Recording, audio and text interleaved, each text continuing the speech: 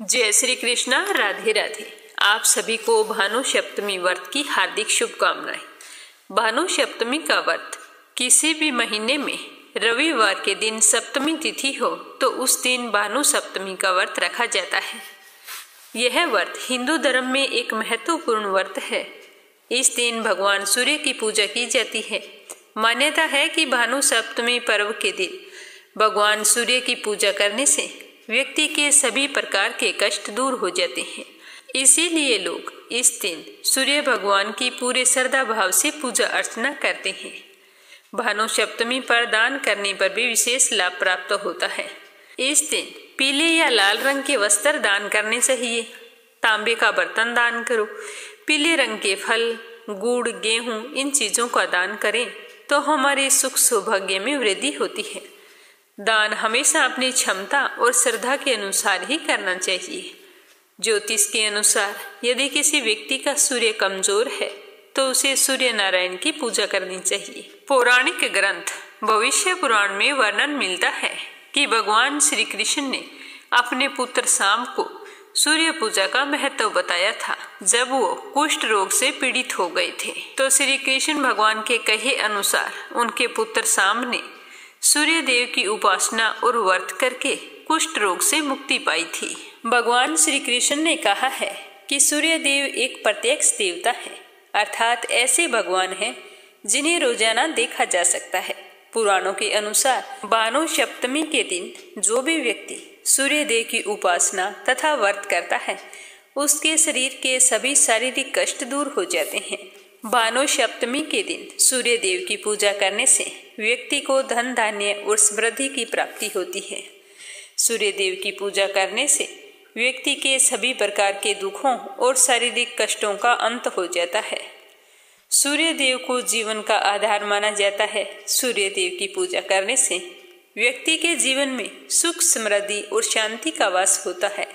इस दिन व्रत रखकर सूर्यास्त के बाद में मीठा भोजन करना चाहिए। इस व्रत में नमक नहीं खाया जाता। अपने मंगल जीवन की कामना करते हुए सुनते हैं भानु सप्तमी की कथा। बोलो सूर्य देव भगवान की जय हो। पौराणिक कथा के अनुसार प्राचीन काल में एक राजा था जिसका नाम था चित्ररथ। राजा चित्ररथ के कोई संतान नहीं थी तो संतान के लिए राजा और रानी बहुत ही दुखी रहते थे।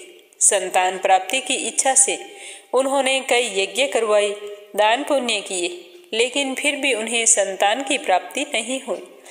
एक दिन राजा चित्ररथ जंगल में शिकार खेलने के लिए गए। वहां उसे एक ऋषि मिल गई तो राजा ने ऋषि को अपना दुख बताया। तो ऋषि ने राजा को बताया कि संतान प्राप्ति के लिए आपको सूर्य देव की उपासना करनी चाहिए। सूर्य देव की उपासना से बड़ी उपासना तो कोई है ही नहीं, इससे आपको जरूर संतान की प्राप्ति होगी। तो ऋषि ने राजा को सूर्य देव की उपासना करने की विधि बताई, व्रत कैसे रखा जाता है।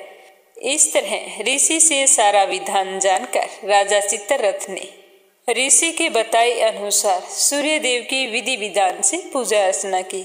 भानु सप्तमी के दिन उन्होंने सूर्य देव को प्रसन्न करने के लिए कठोर उपवास भी रखा। तो उनकी भक्ति से सूर्य देव भगवान प्रसन्न हुए और उन्होंने राजा चित्ररथ को पुत्र प्राप्ति का वरदान दिया। कुछ समय के बाद रानी ने बहुत ही सुंदर पुत्र को जन्म दिया। यह सब कुछ भानु सप्तमी व्रत का प्रभाव था। हे सूर्य देव महाराज, जिस तरह आपने राजा और रानी की मनोकामना पूर्ण की वैसे ही हमारी मनोकामनाओं को भी पूर्ण करना। बोलो सूर्य देव भगवान की जय हो। अब अपने सुनते हैं अगली कथा। एक बार की बात है, एक ब्राह्मण रहता था। वह सूर्य देव का परम भगत था। वह प्रतिदिन नहाता धोता, कहानी कहता, सप्ताह के 6 दिन पीपल वृक्ष में जल सींचता और 7वें दिन यानी कि रविवार को वह आकड़े के पौधे की पूजा किया करता था। लेकिन उसमें एक कमी थी, वह कमाता कुछ भी नहीं था। ब्राह्मण घर में रहता तो ब्राह्मणी बार बार कमाने के लिए परेशान करती। बाहर अगर कहीं जाता तो अड़ोसी पड़ोसी उसे निकम्मा कहकर अपमानित करते। तो एक दिन वो उन सब से तंग आकर नहा धोकर अपनी पूजा की सामग्री लेकर जंगल में चला गया और वहां जाकर एक सूखा पीपल का वृक्ष था उसके नीचे बैठ गया और वहां जाकर अपनी पूजा पाठ कर ली और सूर्य भगवान की कथा कही। वहीं पीपल के पास एक सूखा तालाब भी था, उसमें थोड़ा सा पानी था। तो उसी में से पानी का लोटा भरकर ब्राह्मण ने सूर्य भगवान को जल चढ़ा दिया। तो वो पूजा का जल बहकर पीपल और सूखे तलाई में चला गया। तो उस जल के जाते ही वो सूखा पीपल हरा भरा हो गया और सूखी हुई तलावई साफ पानी से भर गई। उस जल में सूर्य भगवान दिखाई देने लगे और कहने लगे कि ब्राह्मण, मांग, तू क्या मांगता है। तो ब्राह्मण ने जब ये आवाज सुनी तो घबरा गया और सोचने लगा कि लगता है पीपल पर कोई भूत रहता है। तभी तो पहले बिल्कुल सूखा था और अब अचानक से हरा हो गया है, और पास में जो तलाई थी उसमें थोड़ा सा गंदा सा पानी था, अब स्वच्छ पानी से भर गई है। तो ब्राह्मण ने उस आवाज का कोई भी जवाब नहीं दिया। और ब्राह्मण तो वहीं पर रहता था। जब रोज सूर्यदेव की पूजा करता और जल का अर्घ्य देता तो वही आवाज आती। तो वह रोजाना यही बात सुनकर चिंता के कारण दुबला होने लगा। ब्राह्मणी कभी कभी ब्राह्मण से जंगल में मिलने आया करती थी। तो उसने एक दिन ब्राह्मण से पूछा कि आप प्रतिदिन दुबले होते हुए जा रहे हो, क्यों, क्या बात है। मैं तो कहती हूँ कि आप घर चलो। तो ब्राह्मण ने कहा कि मैं घर तो नहीं जाऊंगा। यह कहकर ब्राह्मण ने सारा हाल ब्राह्मणी को बता दिया। तो ब्राह्मणी ने सुनकर कहा कि जब आप जल चढ़ाते हो तो उसके बाद में यही आवाज आती है, तो मुझे तो लगता है कि सूर्य भगवान स्वयं आते हैं। अगर इस बार आवाज आए तो तुम सब कुछ मांग लेना। तो ब्राह्मण ने बोला कि कैसे मांगू, मुझे तो कुछ मांगना ही नहीं आता। अगर मुझे ज्यादा कुछ कहना होगा तो मैं भूल जाऊंगा। अब तुम ही मुझे कोई ऐसी तरकीब बताओ जिससे कम शब्दों में ज्यादा से ज्यादा मांग सकूं।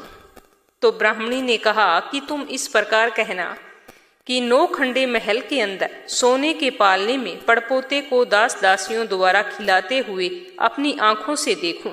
तो इस प्रकार कहने से लंबी उम्र मिल जाएगी, महल, बेटे, बहुएं, पोते, पड़पोते और धन भी मिल जाएगा। क्योंकि जब धन होगा तो ही सोने का पालना होगा, दास दासी होंगे और आंखें और घुटने ठीक होंगे, तभी तो पड़पोते को सोने के पालने में झूला झूला सकेंगे और देख सकेंगे।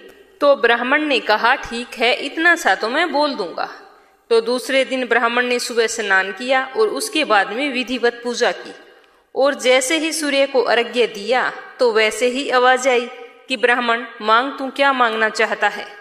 तो ब्राह्मण ने जैसे ब्राह्मणी ने समझाया था उसी प्रकार बोल दिया कि 9 खंडे के महल के अंदर सोने के पालने में पड़पोते को दास दासियों द्वारा खिलाते हुए अपनी आंखों से देखूं। तो यह सुनकर सूर्य भगवान ने कहा कि दिखने में तो बड़ा भोला लगता है, पर तूने एक बार में सब कुछ मांग लिया। लेकिन जैसे तुमने मांगा है वरदान के अनुसार तुझे सब कुछ मिलेगा। अब तू घर जा और खुशी से रह। अब तुम्हारे घर में कोई चीज की कमी नहीं रहेगी और ना ही तुझे कोई निकम्मा होने का ताना देगा। तो ब्राह्मण जंगल से घर की ओर चल पड़ा। घर आने पर उसने देखा कि वहां पर टूटी फूटी झोंपड़ी थी, वो तो है नहीं, और वहां पर एक 9 खंडा महल खड़ा है। दासी आ जा रहे हैं। तो ब्राह्मण ने एक दासी से पूछा कि यहाँ पर मेरी झोंपड़ी थी और एक बूढ़ी ब्राह्मणी भी रहती थी, वो कहाँ गई।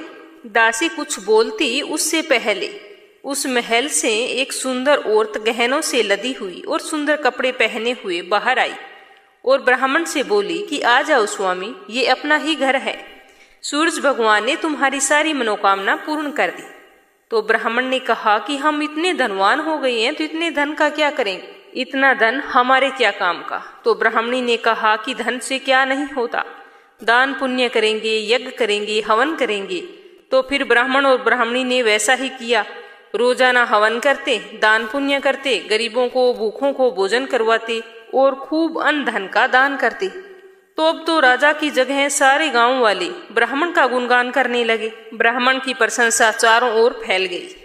तो ये बात राजा तक पहुंच गई। तो राजा ने ब्राह्मण को महल में बुलवाया और पूछा कि कल तक तो आपको खाना नहीं मिलता था, आज ये अचानक धन कहाँ से आ गया, कहाँ से चोरी की है, डाका डाला है, मुझे सच सच बताओ, वरना तुम्हें सजा दी जाएगी। तो ब्राह्मण ने कहा कि ये सब तो सूर्य भगवान की कृपा से मिला है, और सारी कहानी राजा को बता दी। तो राजा ने कहा कि मेरे पुत्र नहीं है, तो मुझे क्या करना चाहिए जिससे मेरे भी पुत्र हो जाए। तो ब्राह्मण ने राजा को सूर्य भगवान की पूजा विधि बताई और कहा कि रविवार के व्रत किया करो। तो राजा ने वैसा ही किया। तो तो राजा के यहाँ पुत्र हो गया। पूरे राज्य में खुशियां ही खुशियां छा गई। सारे लोग, राजा, प्रजा, ब्राह्मण, सारे लोग रविवार के व्रत करने लगे और सूर्य देव की कथा सुनने लगे। हे सूर्य भगवान, जैसा ब्राह्मण और राजा की मनोकामना आपने पूर्ण की, वैसी सबकी करना। कहानी कहने वाले की, कहानी सुनने वाले की, सबकी मनोकामनाएं पूर्ण करना। दूसरी कहानी माँ बेटी की। किसी गांव में एक माँ और उसकी बेटी रहती थी। दोनों ही सूरज जी का यानी कि रविवार के व्रत किया करती थी। एक बार की बात है, रविवार के दिन माँ ने बेटी से कहा कि बेटा, मैं पानी लेने के लिए जा रही हूँ, तू 2 रोट बना के रख लेना। एक छोटा रोट बनाना और एक थोड़ा बड़ा बना लेना। इतना ही बनाना जितना हम पूरा खा सके, क्योंकि रविवार के व्रत में रोट को जूठा नहीं छोड़ते। और रोट के आटे में नमक भी मत डालना, क्योंकि रविवार को नमक नहीं खाया जाता। यह कहकर माँ तो पानी भरने चली गई और बेटी रोट बनाने लगी। तभी सूर्य देव ने सोचा कि क्यों न आज इसकी परीक्षा ली जाए। तो सूर्य भगवान एक साधु बाबा का वेश बनाकर वहां आए और भिक्षा मांगने लगे। तो लड़की ने कहा कि मेरी माँ का रोट तो बन गया है, पर जब मेरा रोट बनेगा तो मैं उसमें से आपको दे दूंगी। तो बाबा ने कहा, जो रोट बन चुका है उसी में से दे दो, नहीं तो मैं जा रहा। तो बेटी ने कहा कि थोड़ी देर रुक जाओ बाबा, मेरा रोट बस बनकर तैयार हो गया है, आप खा लेना। जैसे ही बेटी का रोट तैयार हुआ तो उसने बाबा को परोस दिया। तो बाबा ने उस रोट को खा लिया और कहा कि मेरा तो अभी तक पेट नहीं भरा, मुझे तो थोड़ा सा रोट और चाहिए। तो बेटी ने थोड़ी सी कोर तोड़कर अपनी माँ के रोट में से बाबा को दे दी। तो बाबा उसे खाकर आशीर्वाद देते हुए चले गए। जब लड़की की माँ घर आई तो उसने रोट में से एक कोर तोड़ी हुई देखी। तो बेटी से पूछा कि मेरे रोट की कोर कैसे टूटी हुई है। तो बेटी ने सारी बात बता दी। तो उसकी माँ बहुत ही नाराज हुई और बोली कि धिये बाई धिये दे, रोटा माइली कोर दे, महारो दे बन चारो दे। यह कहकर वह अपने लड़की को मारने लगी। तो लड़की मार की डर से जंगल की तरफ भाग गई और वहां जाकर एक पीपल के पेड़ पर चढ़कर बैठ गई। तो सूरज भगवान ने सोचा कि बेचारी इस लड़की को मेरे कारण घर से निकलना पड़ा, इसीलिए इसकी रक्षा भी मुझे ही करनी पड़ेगी। अब सूरज भगवान रोजाना उसके लिए चूरमे का एक लड्डू और 1 लोटा पानी भेज देते। लड़की मजे से खा पी लेती और वहीं पर बैठी रहती। एक दिन एक राजा शिकार करते हुए उधर से निकला। थकान मिटाने के लिए उसी पेड़ के नीचे आराम करने के लिए रुक गया। तो राजा ने अपने सेवक से कहा कि आज तो मेरी प्यास से जान निकली जा रही है, चुल्लू भर पानी मिल जाता तो प्राण बच जाते, वरना आज मेरी तो मौत निश्चित है। पेड़ पर बैठी लड़की ने यह बात सुनी तो उसने चुल्लू भर पानी डाल दिया। तो राजा लेटे हुए थे, राजा के मुंह पर वो पानी गिर गया। तो राजा ने कहा कि अरे सेवक, आधी जान तो बच गई, एक चुल्लू पानी और मिल जाए तो आधी जान और बच जाएगी। तो लड़की ने फिर एक चुल्लू भर पानी डाल दिया। तो राजा ने वो पानी भी पी लिया। लेकिन राजा को आश्चर्य हुआ कि पेड़ पर कोई तो है। तो राजा ने अपने सेवक को कहा कि मुझे लगता है पेड़ के ऊपर कोई है, तू ऊपर चढ़कर देख कि ऊपर कौन बैठा है। जैसे ही सेवक राजा की आज्ञा अनुसार पेड़ पर चढ़ा तो वहां पर एक लड़की बैठी हुई थी। तो लड़की ने सेवक से कहा कि भैया, तुम ये स्वादिष्ट लड्डू खा लो और ऊपर से पानी पी लो, पर राजा को मेरे बारे में कुछ भी मत बताना। कह देना कि ऊपर तो कोई नहीं है, पता नहीं राजा मेरे साथ कैसा व्यवहार करेंगे। सेवक तो भूख प्यास से परेशान था। उसने लड्डू खाया और पानी पिया। नीचे जाकर राजा से कह दिया कि ऊपर तो कोई नहीं है। राजा ने सेवक से कहा कि खाया हुआ और नहाया हुआ व्यक्ति कभी छुप नहीं सकता। जब तुम ऊपर गया था तो बिल्कुल थका हुआ था और आया है तो एकदम तरोताजा दिख रहा है। बता मुझे क्या बात है, मुझे शक हो रहा है, मैं खुद ऊपर जाकर देखता हूँ। यह कहकर राजा पेड़ पर चढ़े तो वहां पर ब्राह्मण की एक सुंदर सी कन्या को पाया। तो राजा ने कहा कि डरो नहीं, तुम बहुत सुंदर हो, तुम मेरे साथ चलो, तुम्हारे कारण ही मेरी आज जान बची है, मैं तुमसे विवाह करना चाहता हूँ। तो लड़की राजा के साथ चली गई। राजा ने उसके साथ विवाह कर लिया। साल भर में ही उसने एक बहुत ही सुंदर बच्चे को जन्म दिया। राजा की अन्य रानियां थी, उनके कोई संतान नहीं थी। तो वो रानियां उस रानी की सुंदरता से और उसके पुत्र से बहुत ही जलती थी। हर समय राजा से कोई ना कोई शिकायत करती रहती, लेकिन राजा ध्यान नहीं करते थे। वैशाख का महीना चल रहा था, तो लड़की रानी रोजाना सुबह सवेरे जल्दी उठती थी और पीपल को सींच कर आती थी। वहां पर पूजा करती, कथा कहानी सुनती और फिर घर आ जाती। रविवार के दिन आंकड़े के पौधे की पूजा करती और उस दिन व्रत रखती थी। तो रविवार था और उस लड़की रानी का व्रत था। उसने अपने लिए रोट बनाया। तो जब रानियों ने देखा कि इतना बड़ा सारा रोट बनाया है, तो वो भागी भागी राजा के पास गई और बोली कि राजा, तुम्हारी नई रानी ने रोट बनाया है। बनाना तो आता नहीं है, इतना बड़ा सारा रोट है। अगर आप खाओगे तो आपका पेट दुखेगा, अगर रानी खाएगी तो कुंवर सा का पेट दुखेगा। नई रानी ने यह बात सुन ली थी, तो उसने रोट को थाली के नीचे छुपा दिया और फिर सूर्य भगवान से सहायता के लिए प्रार्थना करने लगी। अब तो राजा ने सोचा कि बच्चे की बात है, उसकी तबीयत खराब ना हो जाए, इसीलिए राजा को छोटी रानी से पूछने जाना पड़ा। राजा छोटी रानी के पास गए और पूछा कि थाली के नीचे क्या है। तो छोटी रानी ने कहा कि मेरे गरीब पीहर से आया हुआ उपहार है, आप देखकर क्या करो। तो राजा ने थाली उठाई तो देखा उसके नीचे एक सोने का चक्कर था। तो राजा ने कहा, वाह भाई, गरीब पीहर वालों का ऐसा उपहार। छोटी रानी कुछ नहीं बोली, मन ही मन सूर्य देव का धन्यवाद करती रही। ऐसा करते करते कई दिन बीत गए। एक दिन रानी खिड़की में खड़ी थी, तभी उसे उसकी माँ दिखाई दी, जो बिल्कुल दरिद्र गरीब अवस्था में छाजले बेच रही थी। तो उसने सोचा कि माँ को यहाँ बुला लेती हूँ, आराम से रह लेगी। इतने नौकर चाकर है, वो भी कुछ काम कर लेगी और किसी को पता भी नहीं चलेगा। इस तरह धूप में घूमना नहीं पड़ेगा। तो उसने एक दासी को भेजकर माँ को बुलवाया। तो रानी की माँ तो अंदर आते ही अपनी बेटी को देखकर कहने लगी, धिये माई धिये दे, रोटी माइली कोर दे, महारो दे पण सारो दे।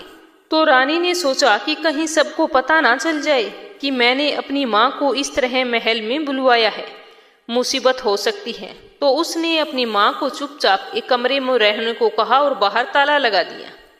ऐसा करते करते 2-3 दिन तो बीत गए, लेकिन एक दिन राजा की अन्य रानियों को पता चल गया कि इस कमरे में कोई तो है, तभी तो छोटी रानी इसमें बार बार जाती आती है।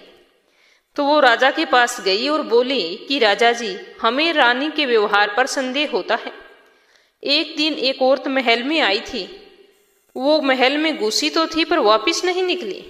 तो छोटी रानी ने यह भी सुन लिया, तो वह फिर से सूर्य भगवान से इस विपत्ति से बचाने की प्रार्थना करने लगी।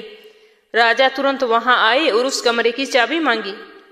तो छोटी रानी ने डरते डरते कमरे की चाबी दे दी।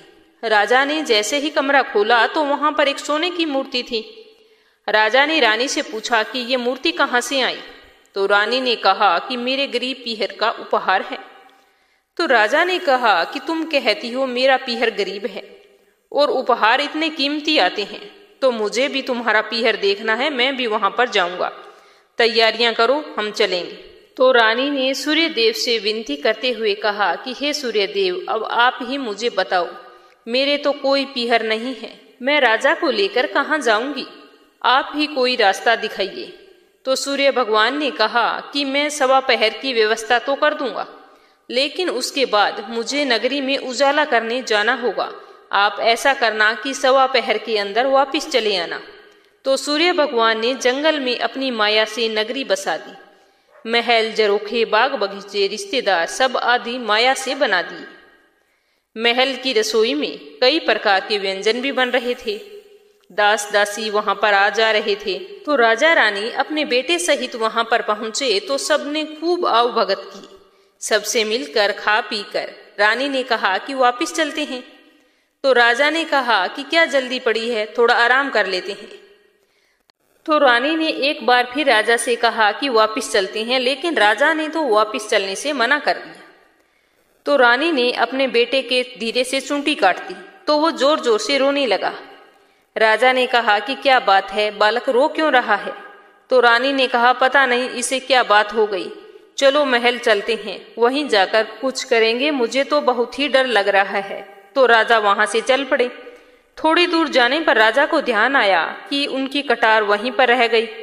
तो राजा ने सेवक को कटार लाने के लिए वहां पर भेज दिया। जैसे ही सेवक वहां पर गया तो वहां जंगल के सिवा कुछ भी नहीं था। कटार झाड़ी में पड़ी थी। कटार लेकर सेवक भागा भागा आया और उसने राजा को सब कुछ सच सच बता दिया। तो राजा को तो पहले से ही शक था तो राजा ने तलवार निकाल ली और गुस्से में आकर रानी से कहा कि सच सच बताओ। तो रानी ने डरते डरते सब कुछ सच सच कह डाला और सूरज भगवान की कृपा और मदद के बारे में भी बताया। तो यह सब सुनकर राजा को बहुत ही खुशी हुई और रानी को रविवार के व्रत अच्छे से करने को कहा, जिसे रानी का मान सम्मान और भी बढ़ गया। तभी से माना जाता है कि रविवार के व्रत करने से खोया हुआ मान सम्मान वापिस मिल जाता है। हे सूर्य भगवान, जैसा सुख उस लड़की को मिला वैसा सबको मिले। यह कहानी कहने वाले को और सुनने वाले को भी मिले। बोलो सूर्य देवता की जय हो। तो अब सुनते हैं रविवार व्रत कथा। सूर्य देव की जय हो। प्राचीन काल में एक बुढ़िया रहती थी। वह नियमित रूप से रविवार का व्रत करती थी। रविवार के दिन सूर्योदय से पहले उठकर बुढ़िया स्नान आदि से निवृत्त होकर आंगन को गाय के गोबर से लीपकर स्वच्छ करती। उसके बाद में सूर्य भगवान की पूजा करती, रविवार की व्रत कथा सुनती और सूर्य भगवान को अर्घ्य देती। शाम के समय भोजन बनाकर सूर्य देव को भोग लगाकर सूर्यास्त होने से पहले एक समय ही भोजन करती। तो सूर्य भगवान की कृपा से बुढ़िया को किसी प्रकार की कोई चिंता या कोई कष्ट नहीं था। धीरे धीरे उसका घर धन धान्य से भर रहा था। उस बुढ़िया को सुखी देखकर उसकी पड़ोसन उससे बहुत ही जलती थी। बुढ़िया के कोई गाय नहीं थी, तो वह पड़ोसन के घर गाय का गोबर लाने के लिए जाती थी और वहां से गोबर लाकर ही अपना आंगन लीपती थी। तो पड़ोसन ने सोचा कि अगर मैं अपनी गाय का गोबर नहीं दूंगी तो बुढ़िया आंगन कैसे लीपेगी, और आंगन नहीं लीप सकेगी तो व्रत कैसे रखेगी, और फिर ये सुखी कैसे रहेगी। इस तरह ये सोचकर पड़ोसन ने गाय को अपने घर के अंदर बांध लिया। तो अगले रविवार को बुढ़िया गोबर लाने गई तो उसने गोबर देने से मना कर दिया। तो गोबर ना मिलने के कारण बुढ़िया अपना आंगन नहीं लीप सकी। आंगन ना लीप पाने के कारण उस दिन बुढ़िया ने ना भोजन बनाया, ना सूर्य भगवान को भोग लगाया और ना ही स्वयं भोजन किया। सूर्यास्त होने पर बुढ़िया दुखी हुई भूखी प्यासी ही सो गई। उसी रात बुढ़िया के सपन में सूर्य भगवान आए और पूछा कि बूढ़ी माई सो रही है या जाग रही है। तो बुढ़िया ने कहा, ना भगवान सोई हूँ और ना ही जाग रही हूँ, कहो क्या काम है। तो सूर्यदेव बोले कि आज तूने ना भोग लगाया ना पूजा की, क्या बात है। तो बुढ़िया ने सारी व्यथा सूर्यदेव भगवान को बता दी। तो सूर्यदेव भगवान सर्व कामना पूर्ति गाय का आशीर्वाद देते हुए अंतर्ध्यान हो गए। प्रातःकाल सूर्योदय होने पर बुढ़िया ने देखा कि घर के आंगन में बहुत ही सुंदर गाय और बछड़ा खड़ा है। तो उन्हें देखकर वह तो हैरान हो गई। तो बुढ़िया ने जल्दी से गाय को घर के आंगन में बांध लिया और चारा लाकर खिलाया। तो पड़ोसन ने बुढ़िया के आंगन में बंधी हुई सुंदर गाय को देखकर बहुत ही हैरानी हुई और वह जलने लगी। तभी गाय ने सोने का गोबर किया। तो गोबर को देखते ही पड़ोसन की आंखें तो फटी की फटी रह गई। उसने इधर उधर देखा, बुढ़िया कहीं दिखाई नहीं दी। तो पड़ोसन ने तुरंत उस गोबर को उठा लिया और अपने घर ले गई और वहां से अपनी गाय का गोबर लाई और लाकर वहां रख दिया। अब तो पड़ोसन रोजाना वैसे ही करती। बुढ़िया के उठने से पहले उसकी गाय का गोबर उठा के ले जाती और अपनी गाय का गोबर वहां पर रख देती। सोने के गोबर से पड़ोसन कुछ ही दिनों में धनवान हो गई। लेकिन बुढ़िया को गाय के सोने के गोबर के बारे में कुछ भी पता नहीं था। बुढ़िया पहले की तरह हर रविवार को पूरी श्रद्धा से भगवान सूर्य देव का व्रत करती, कथा सुनती। लेकिन सूर्य भगवान को जब पड़ोसन की चालाकी का पता चला तो उन्होंने एक दिन अपने प्रकोप से तेज आंधी चलाई। आंधी को देखकर बुढ़िया ने गाय को घर के भीतर बांध लिया। सुबह उठकर बुढ़िया ने सोने का गोबर देखा तो उसे बहुत ही आश्चर्य हुआ। उस दिन के बाद बुढ़िया गाय को रोजाना घर के अंदर बांधने लगी। तो सोने के गोबर से बुढ़िया कुछ ही दिनों में धनवान हो गई। उधर बुढ़िया की पड़ोसन को सोने का गोबर मिलता नहीं था, इसीलिए उससे बहुत ही ज्यादा जलने लगी। एक दिन उसने सोचा कि क्यों न राजा को इसकी शिकायत लगा देते हैं, तो गाय को राजा ले जाएगा, बुढ़िया क्या करेगी। तो उसने अपने पति को बुलाकर समझा बुझाकर राजा के पास भेज दिया। तो उसके पति ने राजा के पास जाकर बताया कि महाराज, एक बुढ़िया के पास ऐसी गाय है जो सोने का गोबर देती है। तो बुढ़िया को ऐसी गाय का क्या काम, ऐसी गाय तो राजमहल में होनी चाहिए। तो राजा ने ये खबर सुनी तो उसके आश्चर्य का कोई भी ठिकाना नहीं रहा। राजा ने तुरंत अपने सैनिकों को बुढ़िया के घर भेज दिया। जैसे ही राजा के सैनिक बुढ़िया के घर गए तो बुढ़िया ने हाथ जोड़कर विनती की कि गाय को मत लेके जाओ, रोई, गिड़गिड़ाई, लेकिन सैनिकों पर इस बात का कोई असर नहीं हुआ, क्योंकि उन्हें तो राजा का आदेश था, उन्हें तो गाय को लेकर आनी थी। तो गाय को वहां से खोल कर ले आए। तो राजा गाय को देखकर बहुत ही खुश हुआ। उसने एक बड़े से कमरे में, सुंदर से कमरे में साफ सफाई करवा के अच्छे से उसमें गाय को बंधवा दिया। सोचा सुबह तक तो सोने का गोबर ही गोबर हो जाएगा। उधर सूर्य भगवान को याद करती हुई भूखी प्यासी बुढ़िया प्रार्थना करते करते रोते रोते सो गई। तो सूर्य भगवान भूखी प्यासी बुढ़िया को इस तरह से रोता हुआ प्रार्थना करते हुए देखकर उस पर बहुत ही दया आई।